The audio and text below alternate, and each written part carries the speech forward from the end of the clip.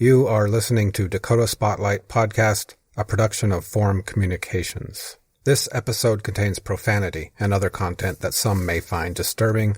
Discretion is advised.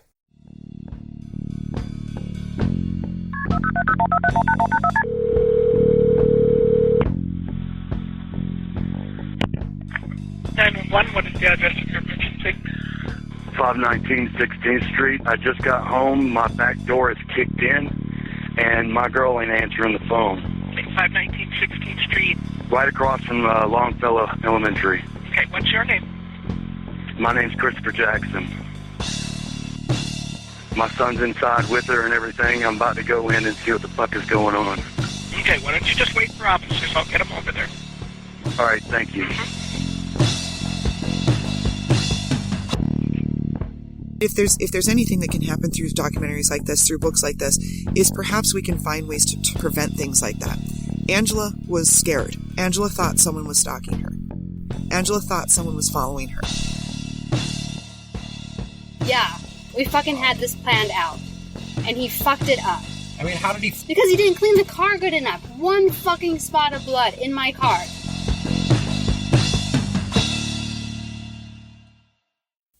Hey there, and welcome to Dakota Spotlight Podcast and this one episode story. Most of you know that I just finished Season 3, The House on Sweet and 7th, a 6-part podcast series available for free now pretty much anywhere you get your podcasts. Thanks to all of you who are listening. This episode is not part of a season, but rather an intriguing interview with a true crime fan from North Dakota who decided to become a true crime author. C.J. Wynn just published her first book in August of 2020, a book titled Wilder Intentions, about the horrific murder of Angila Wilder in 2015 in Minot, North Dakota. I interviewed the author earlier this summer. She's going to tell us a little bit about why she wrote the book, how she went about it, and most importantly, she's going to tell us the story of Angila Wilder and her tragic murder. We will also briefly discuss something that I've been thinking about a lot recently, namely the role of drugs and alcohol in crime. Because it seems to me that whenever I attempt to understand the why about some of these bizarre stories, the perpetrators refer me to drugs and alcohol. Are drugs and alcohol a warranted explanation for violent crime? We'll talk briefly about that too. So let's meet C.J. Wynn. Due to the COVID pandemic, I interviewed her outdoors at a state park in North Dakota. The audio is mostly very good, but you may hear a boat in the background for a second, and you might hear an occasional very slight gust of wind. Here she is. So I'm C.J. Wynn. I'm originally from North Dakota. I was born in St. Paul, Minnesota, and then moved to Minot when I was 3. And I graduated from Minot High School and then went in 94, and then I went on to graduate from the University of North Dakota in Grand Forks with a degree in psychology. And then I also have a master's degree in organizational psychology. Now, the book is titled Wilder Intentions. It's being published by Blackline Publishing, and it will be available on paperback, Kindle, and audiobook. So the book is about the 2015 murder of Angila Wilder, which happened in Minot, North Dakota, November of 2015. It was eventually found out that she was stabbed to death in her bed while she slept, while her 2-year-old toddler was just down the hall from her, also asleep in his bed. It was found out that her ex-husband, Richie Wilder Jr., stabbed her to death while she slept in her room. C.J. Wynn lives in Arizona today, but because she's from Minot, North Dakota, when she heard that the television program Dateline NBC was going to be covering the Angila Wilder murder, she became intrigued. I'd recorded it and sat down and watched it, and for whatever reason, the minute I watched it, I knew that there had to be so much more information than what was shared in that hour-long episode, and just given kind of my background in researching true crime, I just thought, this is it. I'm ready to do this. And I knew this was the book I had to do because it was so close to home. I asked the author to tell us briefly about the victim, Angila Wilder, and the crime itself. She was 30 years old. She was a mother of 3. It was later kind of determined that she actually was pregnant again, just in the very, very early stages, but she was pregnant when she was killed.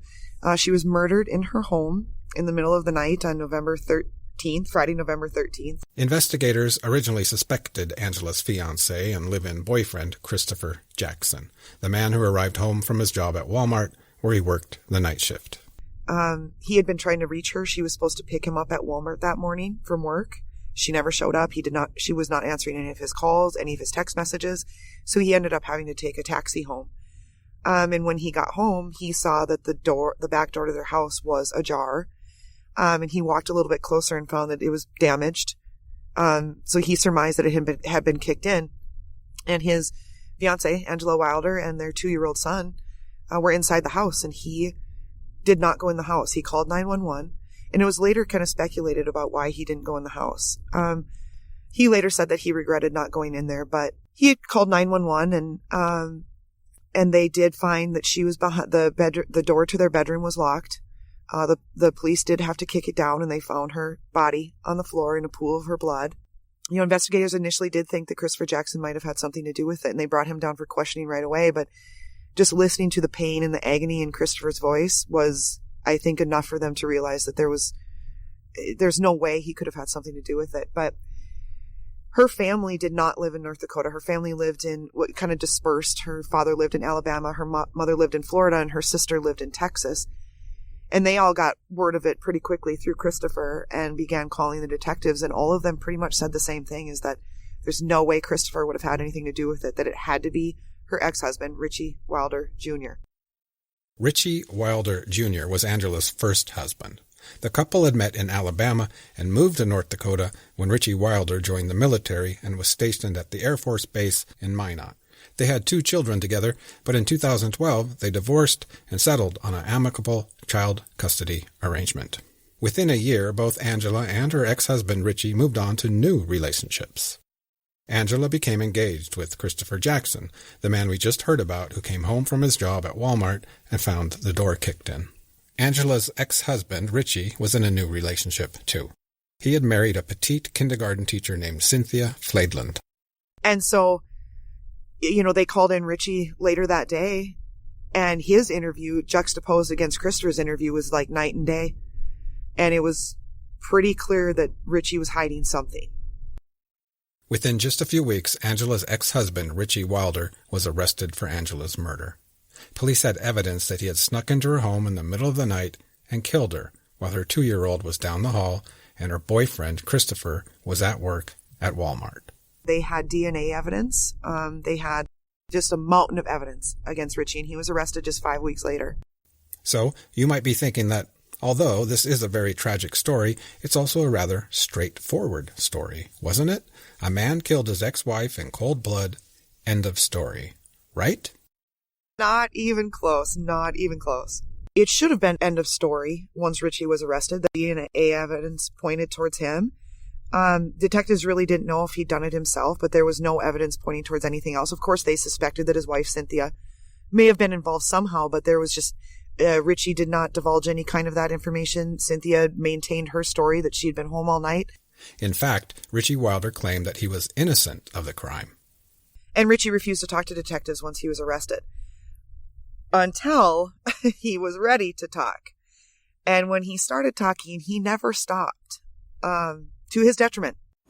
We both were kind of waiting like where the lobby / the front of the school is right there, the entrance to Longfellow. Despite the evidence against him, Richie came up with some crazy stories. One story that he made up was that it was actually Christopher Jackson, Angela's new boyfriend and fiancé, who had killed her. Richie claimed that Angela's fiancé had contacted him and said that he thought that Angela was cheating on him while he was at work at Walmart. Richie claimed that he asked Richie to come and pick him up at Walmart one night, and then together they would catch Angela in bed with another man. That way they could testify in court together and prove that Angela was an unfit mother, and then both men would get full custody of their own children.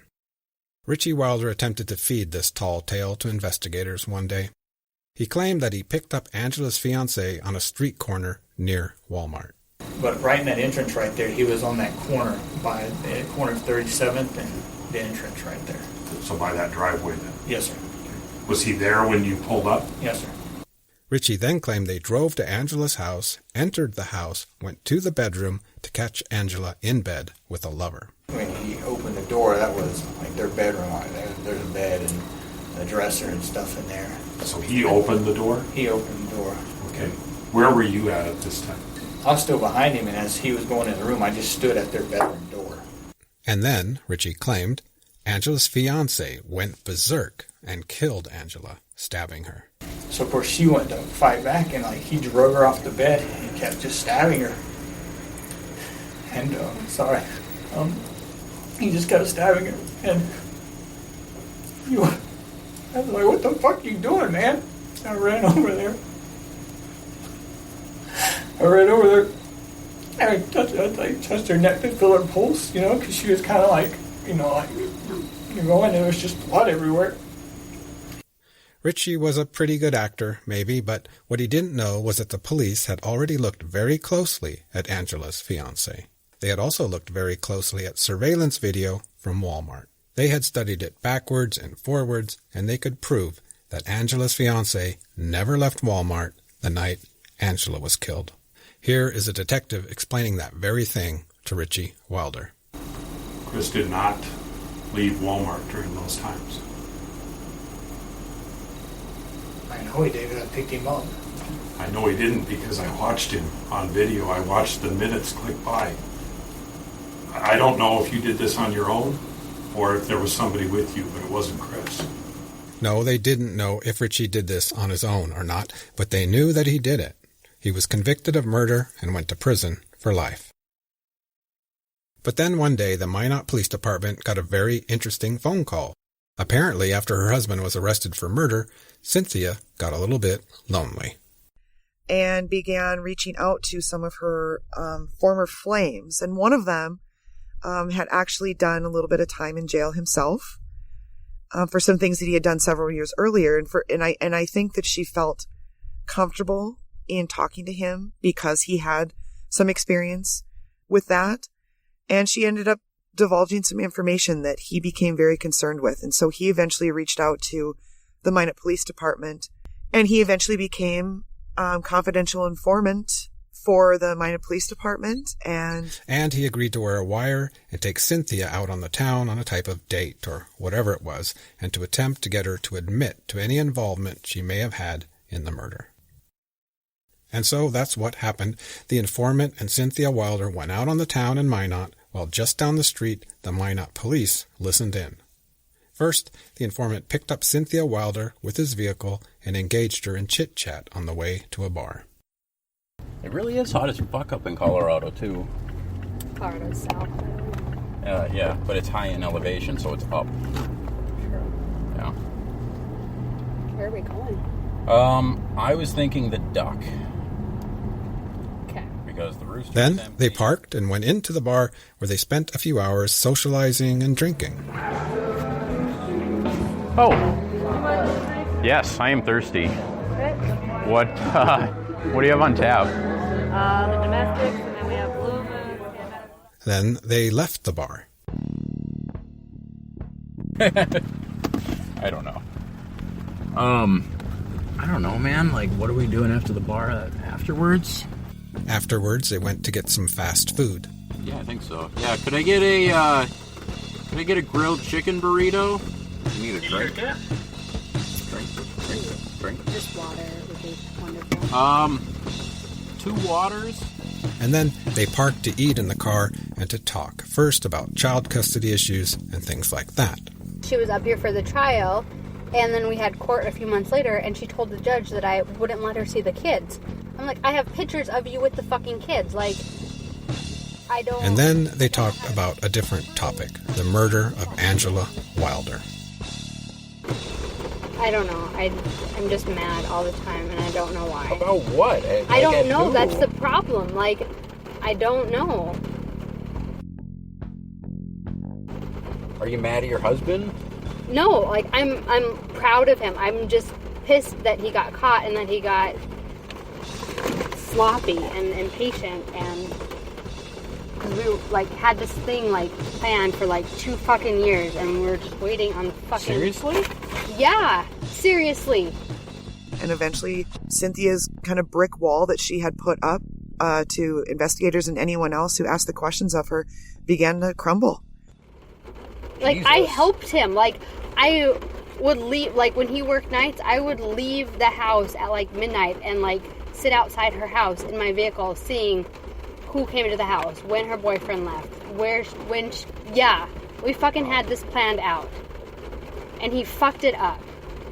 I mean, how did he Because he didn't clean the car good enough. One fucking spot of blood in my car. How the fuck do you even clean blood? I thought they put luminol on it. I've seen a lot of crime shows. I thought if they put luminol on it, like, it shows up no matter what. They did the luminol. Okay, so they took my car the first time, November 13th, and they just searched it. It was in the school parking lot, and all they found was, like, a spot of blood on the passenger door.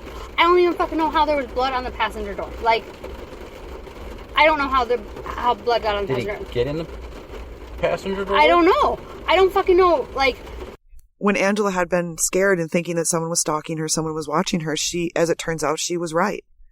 She was right. That she had been being watched in her home to find out when she was going to be alone by Cynthia Wilder. He came home that night and he said it got sloppy. She fought back. He had to do what he had to do. I helped him clean up. He left again to, like, dispose of the clothing and the weapon and everything, and I thought we were, like, in the clear. And then Cynthia Wilder was arrested, charged, convicted, and went to prison for life. You're listening to Dakota Spotlight. In a moment, the author CJ Wynn will tell us how she got interested in true crime, how she went about writing her book, and then she'll tell us about when she went to visit Cynthia Wilder in prison, the woman who helped her husband murder his ex-wife.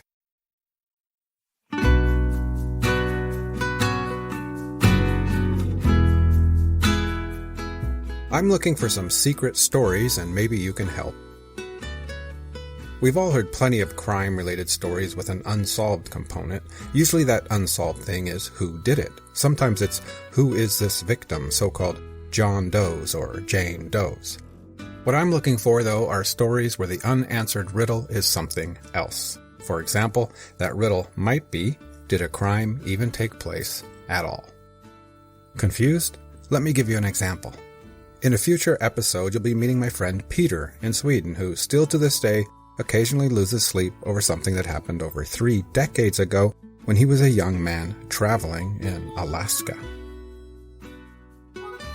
One late night, he parted ways with a young woman he'd just met, a girl who had shared a type of secret with him. I won't spoil the story for you now, but when you listen later, you'll see that the girl said she was in a type of danger. The girl promised to meet my friend Peter again the next morning. The next day, he waited for her. He waited for her all day. She never showed up, and he never saw her again. Now, all these years later, Peter and I want to find out what happened to her, if anything at all. What about you? Is there something itching in the back of your mind or conscience? Is there an answer you've always been looking for but never seemed to find? Do you know of a crime that never came to light? Maybe you're the only person who knows. And it doesn't have to be crime-related. Maybe you're like my friend Peter, and you just need to solve your own personal mystery so you can sleep a little easier at night. Send me your idea. You can do so anonymously at dakotaspotlight.com/contact or send me an email at dakotaspotlight@gmail.com.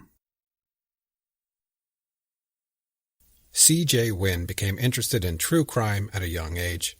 For her, it started back in the 80s when she spent a lot of evenings watching true crime TV shows with her mother. She even remembers the first one she ever watched. The first one was called The Burning Bed. It was Farrah Fawcett was in it, and it was about an abused woman who ended up killing her husband by burning him in their bed. And so ever since then, we would just watch every single true crime episode that there was, and American Justice with Bill Curtis on A&E, every Dateline, every 4 to 8 hours. The summer before my freshman year of college, we sat and watched the O.J. Simpson trial on end for hours together.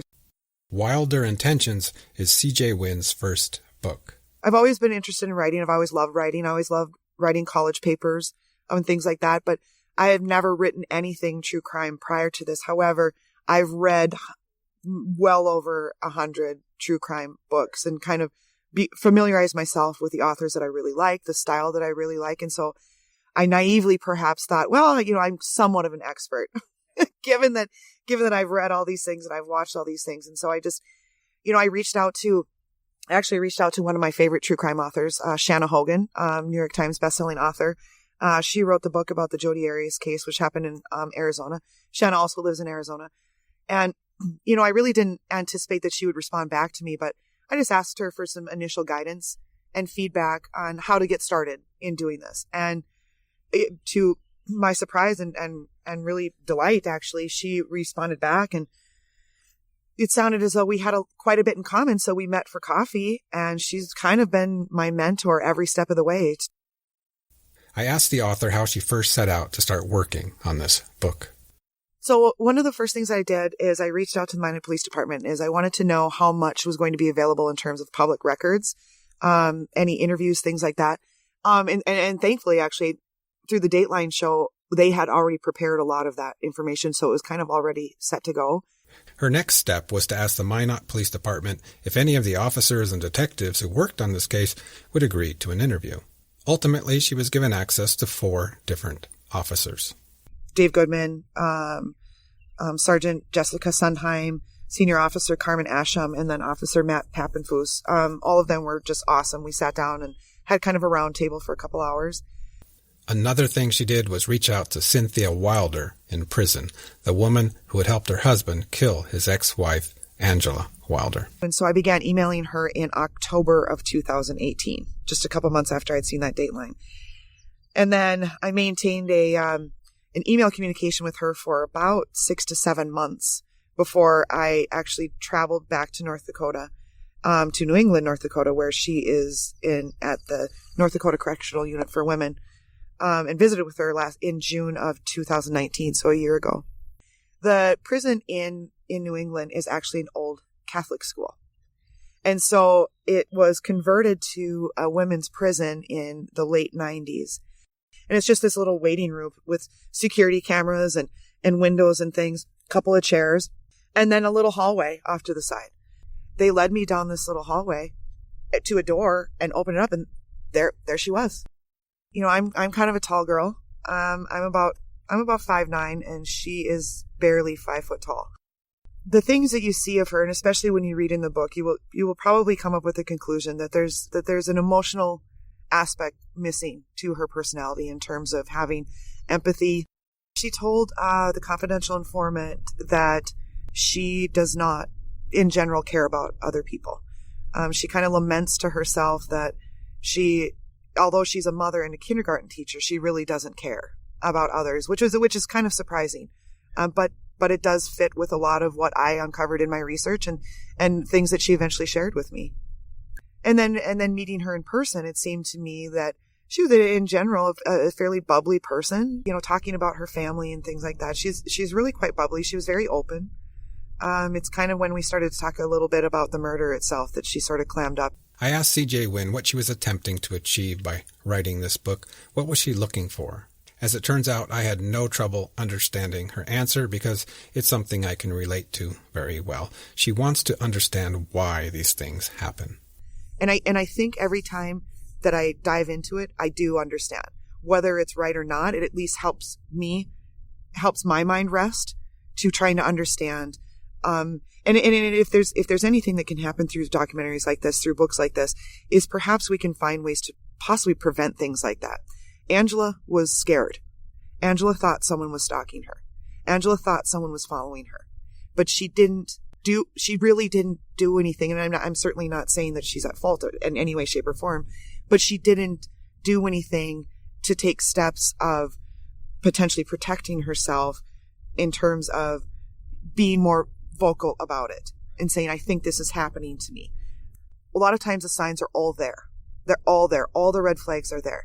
In this particular case, aside from the fact that Angila felt that someone was following her, that someone was watching her, there really weren't any glaring red flags that would have precipitated any kind of action like this by Richie Wilder against Angila. And to a certain extent, the more readers look at this book and understand who Richie was as a person, you may find that there simply was no way to stop something like this, that this is what he was going to do, because that's the character and behavior that he was leading towards for a long time.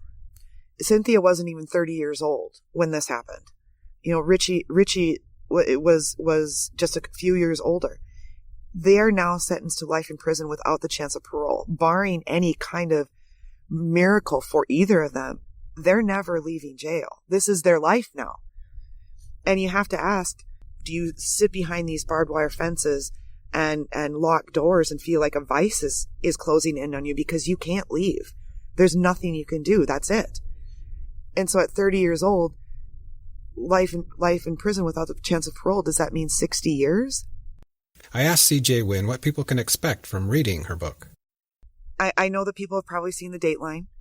And what I would say is that there's really so much more information, and Dateline always does a great job in presenting essentially the overall story.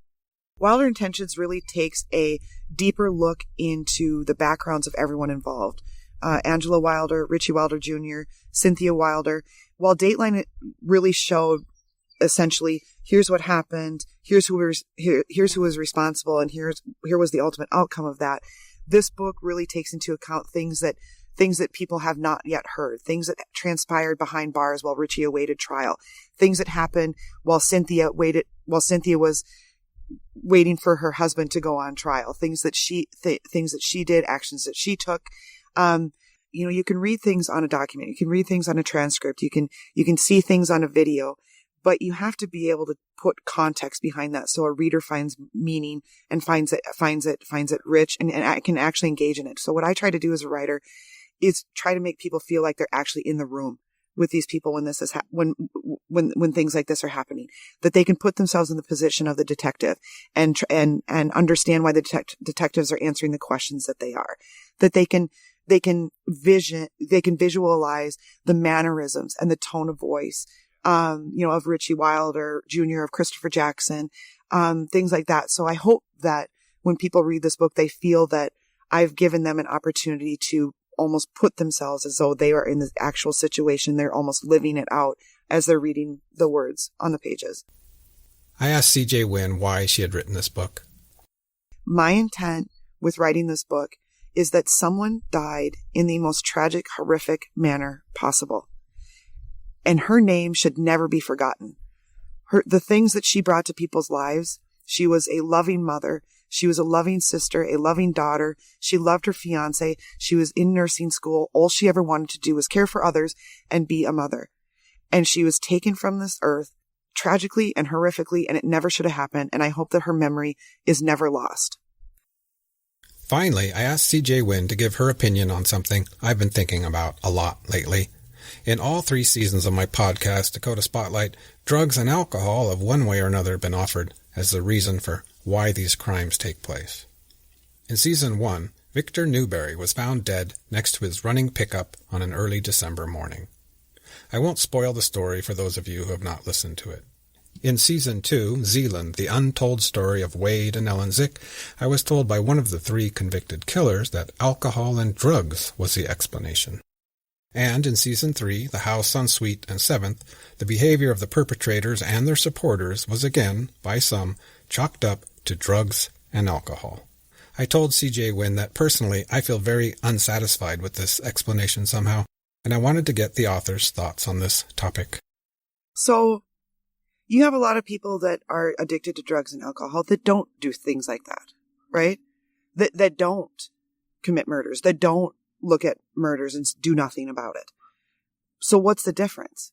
So can you use drugs and alcohol as the crux to, well, that's why this happened, when there's people that are on drugs and alcohol that don't do things like that? And so I feel like it's got to be a combination of things. So the drugs and alcohol, is that something, people who are addicted to the drugs and alcohol, who are participating in things like that, is there more to it? Are they using drugs and alcohol to get past a troubled childhood? But then again, you have people who have troubled childhoods who don't do things like that. It is hard. It is hard. And I understand completely how you feel, is that isn't good enough for me. That excuse isn't good enough for me for why this happened, because then doesn't it come down to more of an argument about morals? I mean, I still go back to a lot of times personal choice. If your moral compass is broken, you know that. You know it is. Like, listen to Cynthia Wilder say, I don't give a shit about anybody. I don't give a fuck about anybody. I don't care about anybody. She knows that. She's very, very aware of that for herself. But it doesn't matter. She has no interest in changing that at all. How do you fix that? How do you find an answer to that if you have someone who understands that their moral compass is broken but has no interest in doing anything differently? She's a mother and a kindergarten teacher. This woman is teaching kindergarten for other people's children. That's scary to me. One thing that really bothers me is that neither Cynthia nor Richie Wilder have ever apologized to Angila's family. Whether they would actually mean it sincerely or not, I don't know that necessarily matters, but neither one of them have. They both still say she deserved to die, and that's probably the most disturbing thing to me in writing this book is that I would say that that's the closure that I do not have. That the two people who are responsible for this still have absolutely no regret or remorse for it. The book is titled Wilder Intentions. The author is C.J. Wynn. You can find the book on Amazon in paperback, Kindle, and audiobook. See the link in the podcast show notes. Thanks for listening to another episode of Dakota Spotlight, a production of Forum Communications.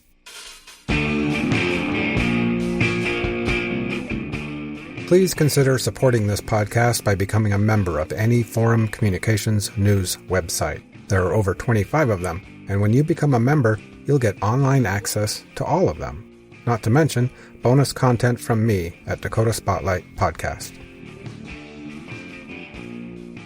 The music you're listening to was provided courtesy of Dr. Jamart, Bismarck, North Dakota. Please check them out at bandcamp.com at drjmart.bandcamp.com. That's drjmart.bandcamp.com. Thanks again for listening.